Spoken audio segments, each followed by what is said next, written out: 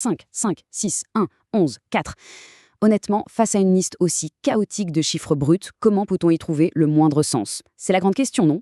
Il suffit de penser à une pile totalement désordonnée de données, disons les mois de naissance de 20 élèves choisis complètement au hasard. Au premier coup d'œil, c'est juste du bruit. Mais, avec les bons outils, ce chaos va se transformer en une histoire extrêmement claire et surtout exploitable. Bienvenue dans ce décryptage. Il y a un truc profondément fascinant dans la fouille des données pour en extraire une vérité, une tendance. L'objectif d'aujourd'hui, c'est tout simplement de décoder le langage un peu secret des statistiques, histoire de comprendre exactement comment faire parler ces fameux chiffres et leur donner vie dans le monde réel. Allez, on plonge directement dans le vif du sujet. Le parcours suit tout simplement le cycle de vie de la donnée. On commence par le vocabulaire de base, on enchaîne sur l'organisation, puis la visualisation, le regroupement, pour finir en beauté avec le calcul de la moyenne. C'est parti. Acte 1. Le vocabulaire de base. Eh oui, tout bon détective a besoin de ces outils avant de démarrer son enquête, n'est-ce pas? En statistique, ces outils, ce sont tout simplement les mots. On s'appuie sur 4 piliers fondamentaux. Si on prend l'exemple d'une classe de 20 élèves, la population statistique, c'est le groupe entier, l'ensemble de la classe. L'individu, c'est un seul élément de ce groupe, donc un élève bien précis.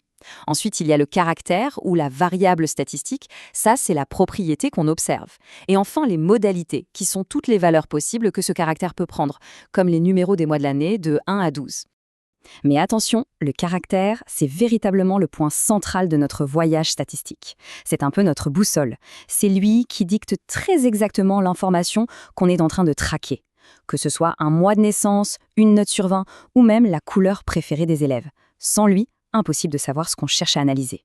Acte 2. Organiser les données. Maintenant que les bases sont posées, il faut structurer toute cette matière brute pour la rendre enfin mesurable et lisible. C'est pile à ce moment-là qu'intervient la fameuse notion d'effectif. L'effectif d'une donnée, c'est tout bêtement le nombre précis de fois que cette valeur apparaît dans notre collecte. Par exemple, si 3 élèves sont nés en mars, l'effectif pour le mois numéro 3 est de 3. En additionnant tout ça, on obtient ce qu'on appelle l'effectif total, souvent noté avec un grand N. C'est une étape absolument cruciale parce que trouver l'effectif, c'est le tout premier pas pour commencer à repérer des tendances. Et l'évolution de ces données suit une logique vraiment implacable. La ligne de la fréquence dévoile en fait le poids de chaque donnée par rapport au total. On la calcule tout simplement en divisant l'effectif par l'effectif total. Ensuite, on a l'effectif cumulé.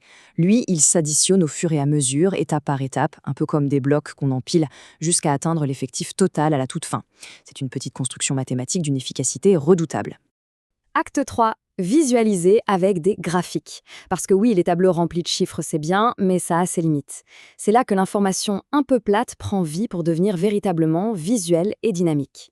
Prenons le diagramme en bâton. Son fonctionnement est limpide. On place le caractère étudié, par exemple nos fameux mois de naissance en chiffres, directement sur l'axe horizontal, l'axe des abscisses. Ensuite, les effectifs grimpent sur l'axe vertical, les ordonnées. Chaque petit trait monte à la hauteur exacte du nombre de personnes nées ce mois-là. L'œil humain saisit instantanément les pics et les creux sans même avoir besoin de lire le moindre chiffre. C'est quand même magique. Mais alors, que fait-on si le caractère qu'on étudie n'est pas un nombre? Imaginons qu'on veuille connaître les couleurs préférées pour repeindre les murs de la classe, disons le bleu, le vert ou le rouge. Dans ce cas précis, on dégaine un diagramme en tuyau d'orgue. Le principe reste le même, mais au lieu d'avoir de fines lignes sur des repères numériques, on utilise de larges bandes colorées pour représenter ces catégories verbales. Bien sûr, on peut présenter exactement les mêmes données, mais sous un angle tout à fait différent. Le diagramme circulaire ou le fameux camembert répartit l'information sous forme de parts de disque. Chaque catégorie reçoit un angle proportionnel à son effectif, tout ça sur la base d'un cercle complet de 360 degrés. C'est universellement la méthode la plus puissante pour comprendre les proportions ou des parts de marché d'un seul coup d'œil. Acte 4, regroupé en classes. Car un nouveau défi de taille se présente très vite quand le volume de données explose et devient beaucoup trop varié pour être tracé aussi simplement. Il faut bien comprendre la limite de nos outils précédents. Si l'on essaye de cartographier, disons, les âges de 50 personnes avec une barre individuelle par âge, le graphique deviendrait instantanément chaotique et totalement illisible. L'information essentielle serait purement et simplement noyée sous le volume de données. Et c'est exactement là que l'histogramme entre en scène. Il vient résoudre ce problème avec beaucoup d'élégance, en regroupant les données dans ce qu'on appelle des intervalles ou des classes. Ça peut être des tranches d'âge de 5 ans, de 25 à 30 ans, de 30 à 35 ans, etc. Chaque classe est représentée par un rectangle de même largeur et la hauteur indique la densité de l'information. Résultat, c'est net, c'est propre et le chaos visuel a totalement disparu. Acte 5. Le calcul de la moyenne. C'est un peu la destination finale de notre voyage, le moment où toute cette information finement organisée est condensée en une seule et unique valeur de synthèse. C'est le moment parfait pour aborder la moyenne pondérée. Ce concept est vital. Pourquoi ? Parce que toutes les données n'ont pas toujours le même poids dans le monde réel. Pour obtenir une représentation qui soit vraiment juste, surtout quand certaines valeurs apparaissent beaucoup plus souvent que d'autres, une petite addition basique ne suffit pas. Il faut absolument tenir compte de l'effectif de chaque valeur pour éviter de complètement fausser l'analyse. Heureusement pour nous, la recette mathématique est étonnamment simple. Elle se décompose en 3 petites étapes super accessibles. Étape 1, on multiplie chaque valeur par son effectif. Étape 2, on additionne tous ces produits ensemble. Et enfin, étape 3, on divise ce grand total par l'effectif total. C'est une logique imparable qui garantit un résultat parfaitement équilibré. Concrètement, l'application est hyper directe. On prend le caractère, ici les coefficients des matières, qu'on multiplie par les effectifs, donc le nombre de matières. Ensuite, on additionne tous ces résultats obtenus, puis on divise par l'effectif total. Et voilà, l'équilibre mathématique est trouvé. Rien de bien sorcier. Bon, un petit détail crucial à éclaircir quand même.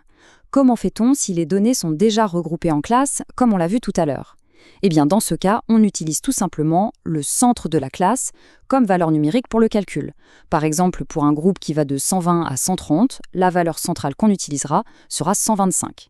Ensuite, on applique exactement la même recette magique en 3 étapes. C'est aussi simple que ça. Pour conclure cette exploration, voici un petit mystère mathématique, parfait pour mettre à l'épreuve cette nouvelle boîte à outils statistiques. Adam a obtenu ses 5 notes, 8,5, 14,5, 6, 1 et 12,5. Sa moyenne actuelle est de 8,5.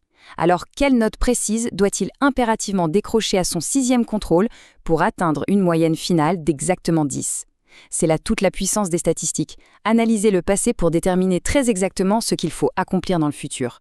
Le mystère reste entier, à vos calculatrices.